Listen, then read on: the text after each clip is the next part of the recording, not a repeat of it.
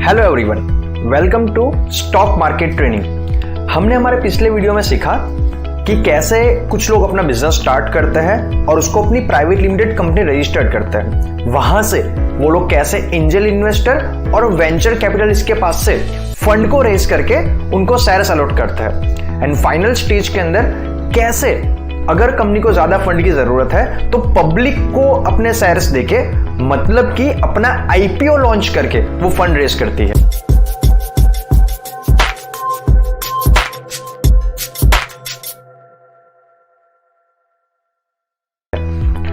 Today's topic is difference between debt and equity, in which we will cover different ways to raise fund, equity versus debt.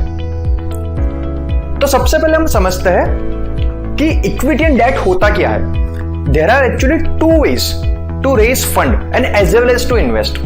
अगर तो आप कोई business start करते हो और अगर तो आपको अपने बिजनेस को रैपिड ग्रोथ से एक्सपांड करना है तो आपको फंड की जरूरत पड़ती है और आप फंड दो तरीके से रेज कर सकते हो। या तो आप किसी के पास से पैसे ले सकते हो और उसके सामने उसको अपनी कंपनी की हिस्सेदारी दे सकते हो, जिसे बोला जाएगा इक्विटी। या फिर दूसरा ऑप्शन है कि आप किसी के पास से उधार ले सकते हो। वो एक प्रॉपर कॉर्पोरेट बॉडी भी हो सकती है, बैंक भी हो सकती है, या कोई इंडिविजुअल भी हो सकता है। आप उसके पास से एक अमाउंट लेते हो, उस पर एक इंटरेस्ट रेट डिसाइड किया जाता है और आप with in certain period of time, आप कुछ समय के बाद उनको इंटरेस्ट समेत वो अमाउंट चुका दोगे। उसे बोला जाएगा डेट। जब भी आप डेट रेज करते हो तो उस इंसान को आप अपनी कंपनी की हिस्सेदारी ऑफर नहीं करते हो। तो चलिए इस चीज को हम डिटेल में डिस्कस करते हैं। इक्विटी का सिंपल सा मतलब आप मान सकते हो ओनरशिप। इक्विटी मतलब ओनरशिप। और अगर तो आपको अकाउंट की भाषा में समझाऊं, बैलेंस शीट की भाषा में, equity equal to asset minus liabilities. चलिए आपको इसको हम एक एग्जांपल से समझाता हूं। मान लीजिए आप एक कार परचेस करते हो और जनरली आज लोग कैसा करते हैं कि ये एक 10 लाख की कार है तो उस पर 3 लाख का वो लोग डाउन पेमेंट पे करते हैं एंड 7 लाख की वो लोग लोन लेते हैं। तो यहां पे कार हो गया असेट जिसकी वर्थ है 10 लाख की, और जो लोन है उसको बोला जाएगा लायबिलिटी जो है 7 लाख का। तो इक्विटी कितनी हुई? 10 - 7 = 3 कि जो आपका डाउन पेमेंट है। मतलब कि भले ही आप एक 10 लाख की कार को ड्राइव कर रहे हो, लेकिन उस कार की 30% ओनरशिप या 30% इक्विटी आपके पास है। मान लीजिए आपने 1 साल के बाद 1 लाख का लोन चुका दिया, तो अभी के केस में क्या हो जाएगा? असेट कार 10 लाख की है, लायबिलिटी घट के 6 लाख की हो जाएगी कि जो आपको चुकानी पड़ेगी। तो अभी आपके पास आफ्टर 1 ईयर आपके पास इक्विटी हो जाएगी 40%। तो कहीं ना कहीं पे आप इक्विटी का कॉन्सेप्ट समझ चुके होंगे। इसी तरीके से आप हाउस का एग्जांपल भी ले सकते हो, इसी तरीके से आप रेस्टोरेंट का एग्जांपल भी ले सकते हो। कि मान लीजिए आपको, अभी हम एक बिजनेस के टर्म्स में समझते हैं कि मान लीजिए आपको रेस्टोरेंट का बिजनेस ओपन करना है। तो अगर तो आपको बिजनेस ओपन करना है तो आपको फंड की जरूरत पड़ेगी। तो वहां पे भी सिमिलरली या तो आप कुछ अमाउंट रेज कर सकते हो जिसके सामने रेस्टोरेंट की ओनरशिप आप किसी को दोगे, या तो आप कुछ पैसा रेज कर सकते हो डेट के रूप में, उधार के रूप में। हमने हमारे पिछले लेसन्स में सीखा हुआ है कैसे एक बिजनेस स्टार्ट होता है। हमने एबीसी कंपनी का एग्जांपल लिया था, फिर कैसे वो बिजनेस आगे बढ़ता है, प्राइवेट लिमिटेड बनती है, कैसे वो प्राइवेट इन्वेस्टर से, एंजल इन्वेस्टर से इक्विटी के फॉर्म में फंड रेज करती है। हमने जो एग्जांपल लिया था वो इक्विटी का एग्जांपल था। क्यों? क्योंकि जब हम फंड उनके पास से लेते हैं तो हमें सामने उनको कुछ शेयर्स अलॉट करने पड़ते हैं, हमें उनको अपनी कंपनी की हिस्सेदारी ओपन करनी पड़ती है। तो आप, आई होप सो कि आपको इक्विटी एंड डेट का एक बेसिक कॉन्सेप्ट क्लियर हो चुका होगा। तो चलिए अभी हम समझते हैं इक्विटी एंड डेट में डिफरेंस क्या होता है। सबसे पहली चीज, इक्विटी के अंदर अगर आपके पास किसी कंपनी की इक्विटी है तो आप उस कंपनी के को ओनर बन जाते हो, आप उस कंपनी के पार्ट ओनर बन जाते हो। तो इक्विटी के अंदर आपके पास उस कंपनी की ओनरशिप है। जहां मैं डेट की बात करें तो डेट में आपके पास उस कंपनी की ओनरशिप नहीं है। आपने एक अमाउंट उनको दिया है और आपको उसमें सामने उनको रिटर्न मिल जाएगा। बात कर रिटर्न की इक्विटी में depend on the growth of the company, वो जीरो से अनलिमिटेड भी हो सकता है। जैसे हमने हमारे पिछले वीडियो में भी एक बात बहुत बार रिपीट करी थी कि अगर आप किसी कंपनी के शेयर्स लेते हो, मतलब कि अगर आप इक्विटी लेते हो, तो अगर तो वो कंपनी बड़ी बनेगी तो आपके शेयर्स की वैल्यू बड़ी बनेगी, तो आपका प्रॉफिट ज्यादा बड़ा बनेगा। और अगर तो बाय चांस वो कंपनी डूब जाती है तो आपका पैसा भी डूब जाएगा। तो डेफिनेटली यहां पे एक हाई रिस्क है, रिटर्न कोई फिक्स नहीं है। कंपनी ज्यादा प्रॉफिट करेगी तो आपका प्रॉफिट बहुत ज्यादा हो सकता है, कंपनी कम प्रॉफिट करेगी तो आपका प्रॉफिट कम भी हो सकता है। और अगर तो कंपनी जीरो प्रॉफिट करे या फिर लॉस मेकिंग हो जाए तो आपका प्रॉफिट भी जीरो हो जाएगा या आपका भी लॉस हो जाएगा। वहीं पे डेट के अंदर एक फिक्स इंटरेस्ट पहले से डिसाइड किया जाता है और आपको एक टाइम के बाद उस कैपिटल को इंटरेस्ट के समय चुकाना पड़ता है। बात करें रिस्क की, तो जैसे हम डिस्कस कर चुके हैं, इक्विटी में हाई रिस्क इन्वॉल्व है, क्योंकि आपका ग्रोथ सीधा कंपनी के ग्रोथ के साथ कनेक्टेड हो जाता है।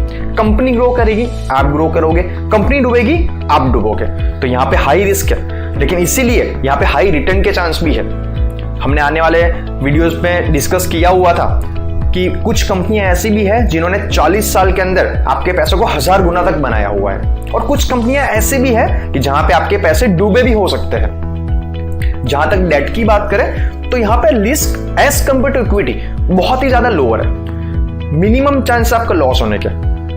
और बाई चांस अगर तो आपकी कंपनी बैंक करप्ट बन जाती है कि जिस कंपनी को आपने डेट दिया है, तो बैंक करप्टी के केस के अंदर फर्स्ट प्रायोरिटी रहेगी डेट वालों की, और उनके जो कंपनी के एसेट्स है उनको बेच के सबसे पहले डेट को चुकाया जाएगा और बाद में इक्विटी होल्डर्स को चुकाया जाता है।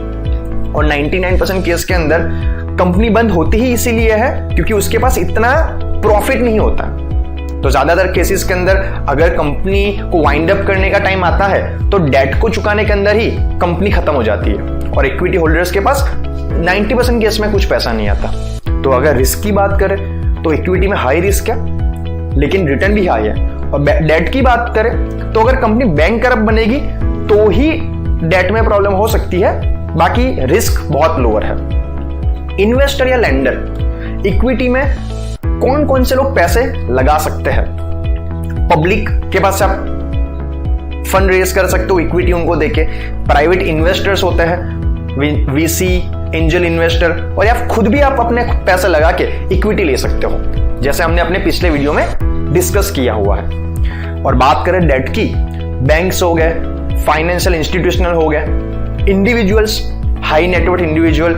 आज इंडिया में ऐसी बहुत बड़ी फैमिलीज है जिनके पास खुद इतना पैसा होता है कि वो डेट दे सकते हैं। फाइनेंसर हो गए, आज बहुत सारी कंपनीज एंड गवर्नमेंट भी बॉन्ड करती है, तो गवर्नमेंट और कंपनीज भी डेट देती है। अगर प्रोडक्ट की बात करें तो इक्विटी प्रोडक्ट्स कौन सी होगी?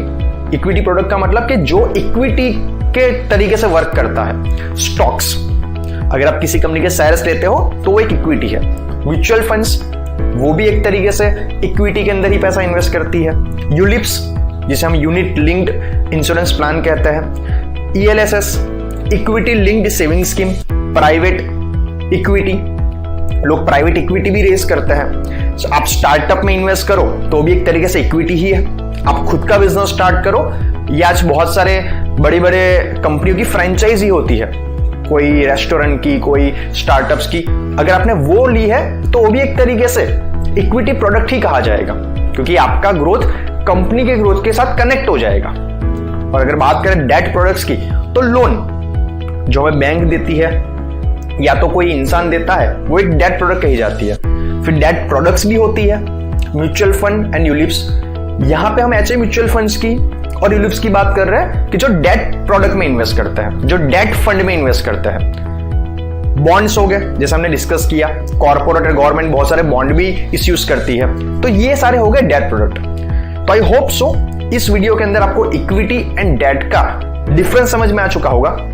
अभी वो मैं आपके ऊपर छोड़ता हूं कि इक्विटी से फंड रेज करना ज्यादा अच्छा है या तो डेट से, क्योंकि दोनों के कुछ प्रोज एंड कॉन्स है। इक्विटी से आपने अगर पैसा रेज किया है तो आपको जहां से फंड रेज किया है उनको चुकाना कंपलसरी नहीं है, लेकिन अगर तो आपने डेट से फंड रेज किया है तो उनको चुकाना कंपलसरी बन जाता है। दोनों के कुछ प्रोज एंड कॉन्स है। इक्विटी के अंदर आपको अपनी कंपनी की ओनरशिप देनी पड़ती है, आप जो मेहनत करोगे वो आपके शेयर होल्डर्स को भी बेनिफिट मिलेगा। और जहां पे डेट के अंदर आप उनको ओनरशिप नहीं देते हो, 100% ओनरशिप आपके पास ही रहती है। तो आज के वीडियो में हमने सीखा कि we can raise fund from equity and debt, और उन दोनों में डिफरेंस क्या होता है। तो आज के वीडियो में इतना ही, मिलते हैं नेक्स्ट वीडियो में। Thank you very much.